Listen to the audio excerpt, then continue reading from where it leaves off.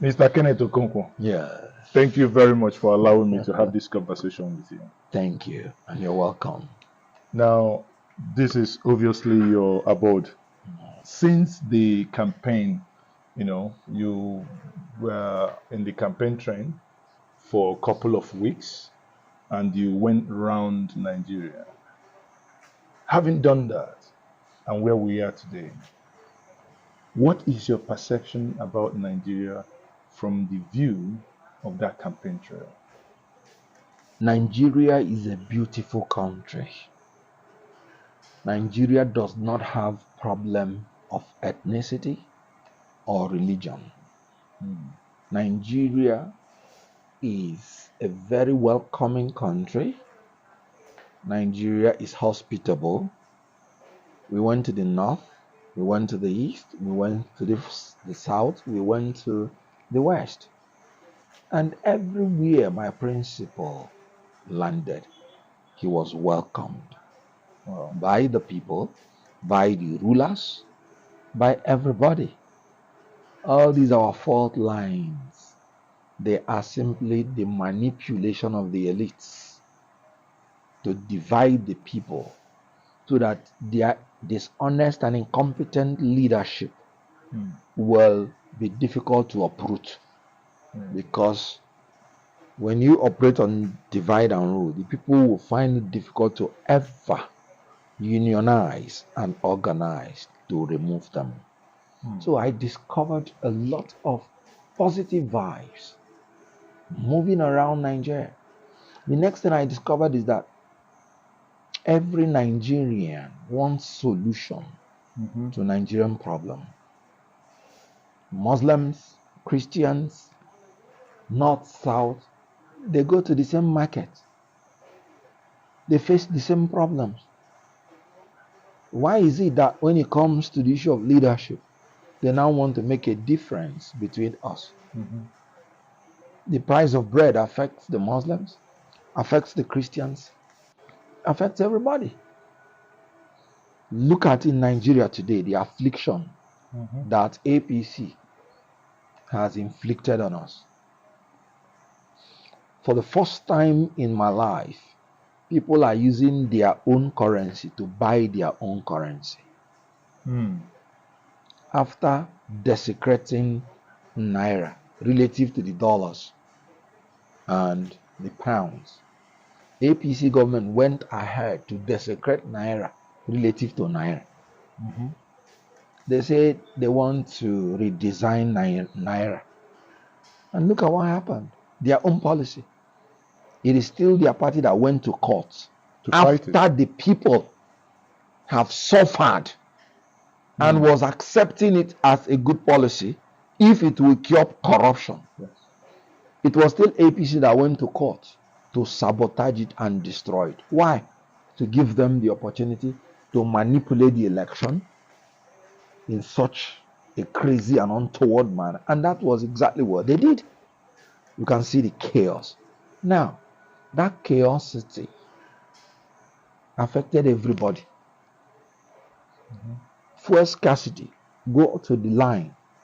You see Christians, you see Muslims, you see Northerners, you see Southerners. So I discovered when we were going round that the problem affects everybody.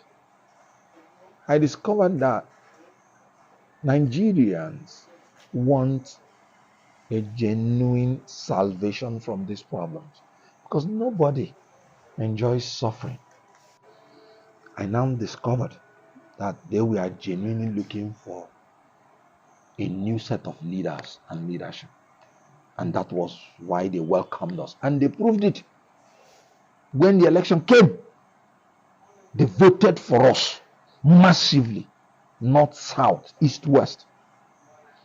We, as a political party, were the only party that got 25% in the whole 6 geopolitical zones, including FCT. If they had allowed our result, we would have won more states than any other party. You know what happened in Rivers? I want to bring the Rivers issue because that one is very, very clear. Because even in their IRF portal, with all the manipulation, everybody saw how they shifted our 80,000 votes and turned it to 3,000. and shifted their 12,000 votes and turned it to 80,000. So the issue here is that we won this election fair and square. That is why the INEC till today, under Professor Mahmoud, has entered the Guinness Book of Record. It's the first organization that announced a result. And our party went to them, PDP went to them. Can you give us the result you announced? They said they don't have it. You announced the result. Yes. And you told people you don't have the result. We had to go to court to get a court order. Yet they cannot produce the result. They certified true copies of those results. Sure. You know why? There was no genuine result anywhere. They don't have it. It took 14 days. So they needed to manipulate the beavers again to know whether it can suit their fabricated result. Because you cannot give what you don't have.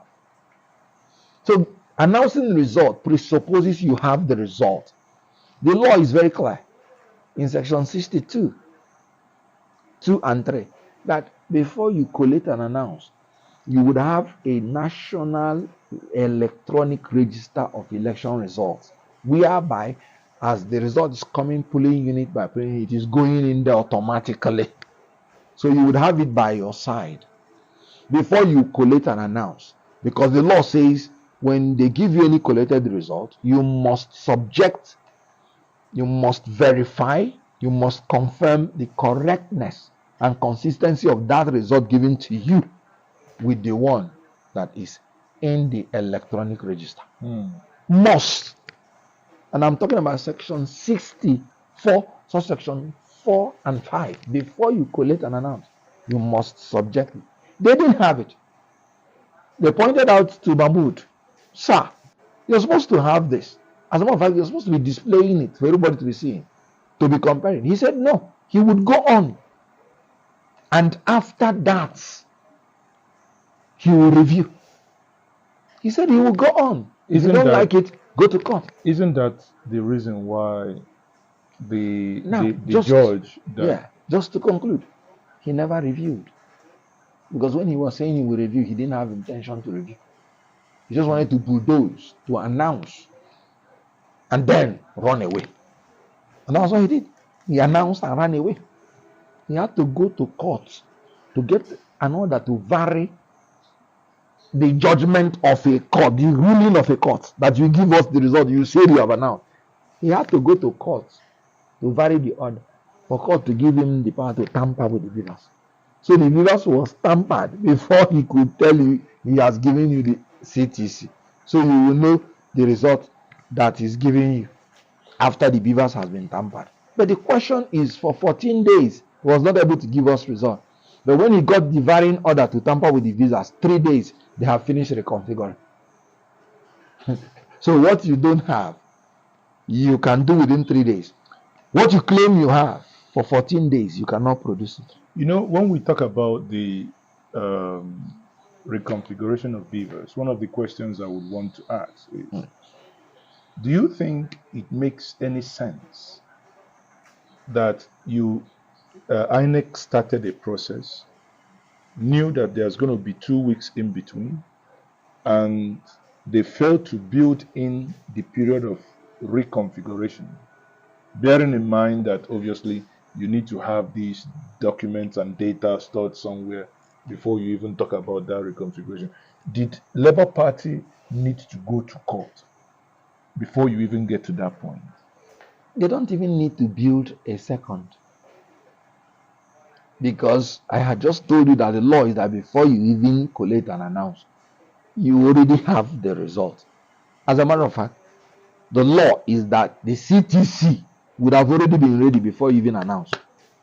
That's the law. Section 62, subsection 2 and subsection 3 of the Electoral Act. Now, the issue is that it ought to be ready before you announce. But if nobody demanded it before you announce, you are not under any obligation to give the CTC. Why?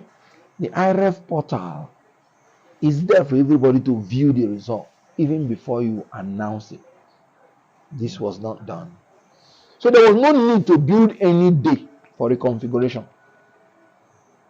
Because you're talking about 2 weeks gap. Good. If you announce the result today, the presumption by law is that you already have the CTC waiting. That's the law. From section 60 of the Electoral Act to 65, just read it. 60 talked about counting and announcing in the polling unit.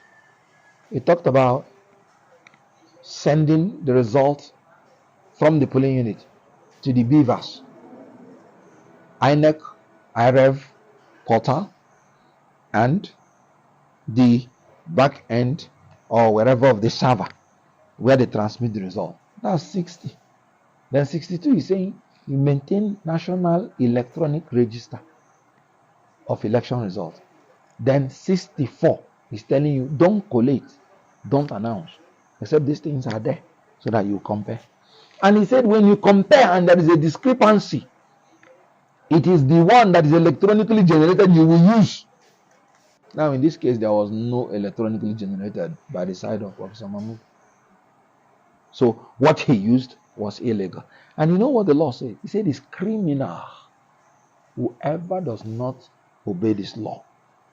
Are you saying that in all intents and purposes that Professor Mahmoud Yakubu has committed a criminal act? By the law, as long as he did not follow the law, and he has come out to say there were flaws. And if the law say you did not follow this procedure, you have committed a crime, then you have committed a crime. Now, the people that were there made one mistake.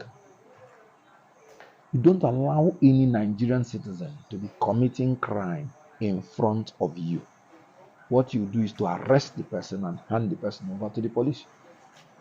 So what Nigerians would have done there by section 39 and section 40 of the Police Act, which gives every Nigerian citizen the right to arrest anybody that is committing crime in his presence. What they would have done is to arrest him and hand him over to the police. You don't allow any public officer to be committing crime and telling you to go to court. No public officer has the right to ever mention that. It is blasphemous. What a public officer is expected to do is to do his work in accordance with the law. And if you question him, he's under a duty to produce the law to you and read it and then tell you this is what I am doing. Then if it is not in order, you will tell him, sir, you are breaking the law, stop. And if he doesn't stop, then you have the right to arrest him and hand him over to the police. So what they would have done is that at that point that Professor Mahmoud was doing something against the law, which the law has said is a crime, they ought to have arrested him and handed him over to the police. They don't need warrants. That's what the law says. So this will be the last time in Nigeria any public officer will be committing crime in front of Nigerians and then be daring Nigerians to go to court. No. Nigerians should arrest the person and hand the person over to the police. We have, in the last election, doing an analysis of what happened, there appeared to be a deliberate plan to incite ethnic division between the Igbos and the Yorubas. And this was a deliberate attempt, many people would argue. What's your view regarding that? As a matter of fact, it's not ethnic division, like I said, because the order given was that if you are not going to vote for APC, don't come out. That's the order. Whether you're Yoruba, whether you're Shekiri, whether you're not voting for APC, don't come out. The thugs, they were there to harass you, to suppress you, and to forcefully take you out. So it is not a case of Yoruba against Igbo. No. Did you not see that cute Yoruba lady that they say you will not vote because you look like Igbo? Did you not see some Igbo people who are APC members? They were not stopped from voting. So I want people to understand this and put it in context. Why everybody should run away from such dishonest leaders. They are interested in power and money. They can kill you if you're Yoruba and you want to vote against APC. And they did it. Now, if you want to understand the danger in rearing or riding a tiger, look at what is happening in Rivers State. In the presidential election, the machinery of rigging in Rivers State was used to rig Labour Party and rig for APC. And they were happy. Oh, this machinery is so wonderful. When it came to the gubernatorial level, the same machinery was used to rig against APC, purportedly, rig against every other party, and rig for the government in power. Now, the machinery of that rigging even went forward after the election to arrest all the APC lawyers and collected all their petition and took them away. And the APC National, they dare not do PIM because the machinery of rigging will tell the whole world that it is the same machinery I used to rig for you in the presidency. This is why we must run away from dishonesty and deceit, because what goes round comes round. Exactly what APC is shouting now, APC Rivers State, is exactly what Labour was shouting. I'm surprised that the APC Rivers State did not side Labour. APC Rivers State said, for 2 weeks, we are going to ask for the CTC. Nobody gave us. Recall what Labour was saying. APC Rivers State, they were saying there was no election, that they carried all the ballot boxes and ballot papers and the result sheet and went and they wrote what they wanted. That was what they did to Labour in the presidential. And today the APC National, with all the wailing of the APC Rivers State, they cannot do PIM. What goes round comes round. Whatever you sow, you reap. It has not started though, because you can see how the religious crisis which APC is trying to foist in Nigeria, you can see how it is even bringing problem amongst them. The people that want to be Senate president in APC now, lobbying. The campaign they are using is that no, they are no longer in support of Muslim tickets. So APC must this time around choose a Christian who is the Senate president. When we were saying it, they were saying we are playing religious sentiment. What goes round comes round. Truth is the only thing that brings solution. APC has become an affliction against this country, and may the affliction not rise again the second time. Since after the election, it appears that there is an uneasy calm. Those that won the election are going around asking people to congratulate them. On Monday here in Abuja, they came together at the Unity Fountain, and the reporter asked them what they were doing there. They said they were protesting, and they said why? So that people will congratulate them. Have you ever seen such a thing, that when someone wins an election and he goes out to ask people to congratulate them? So honestly, it is very amazing, because a lot of things have happened in APC that has never happened in the whole world. I told you about the currency issue, where people are using their own currency to buy their own currency. It has never happened in the whole world. That's why APC ruling party is the worst regime on earth.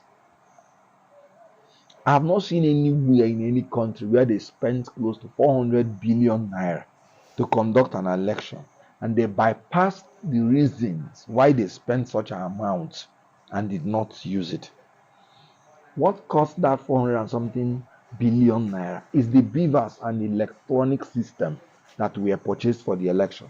And then the INEC officials voluntarily bypassed the whole electronic machines that cost us a lot and went ahead to fabricate results and give the people.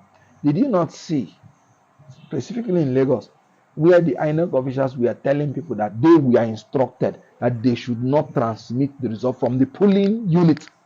They said it openly, in open disregard of the law, open disregard of the electoral gadgets that cost us that much. It's only in Nigeria that such a thing can happen. So after this election, you saw the trauma that was on the head of people. Why was it that traumatic? Because of the hope and the promise INEC gave. Then suddenly that hope crashed. Peaceful election was replaced with brutalization of the citizens. People spent heavy amount of money to transport themselves from where they live back to where they went to vote, only to realize that they were beaten up and commanded that if they are not voting a party they don't want, they should not vote at all. You saw how young children coming up, age 14, 15, some of them went, took rope, dropped a message that their hope has been dashed, and went and hung themselves. These children are impressionable. When we were on campaign, I was shocked to see the level of enlightenment and awareness that has entered that age bracket. You will recall how when our principal was riding in Lagos, how one young boy came, a Yoruba young boy, came and stood in front of his car with stretched arms. He didn't even want to know whether the security can do anything to him. He was just going according to his mind. Later on, when he was interviewed, he said, "My parents told me that Peter Obi is a good man. And when I saw him, what came to my mind was just to move to pray for him." And you saw how he innocently came, not minding the danger to his life. These children are impressionable. We are putting in their psyche the spirit that will make them rebellious. They are no longer as docile as the people of the older generation. We have to be careful. INEC under Mahmoud and Festus Okoye, his mouthpiece, they have traumatized these young people.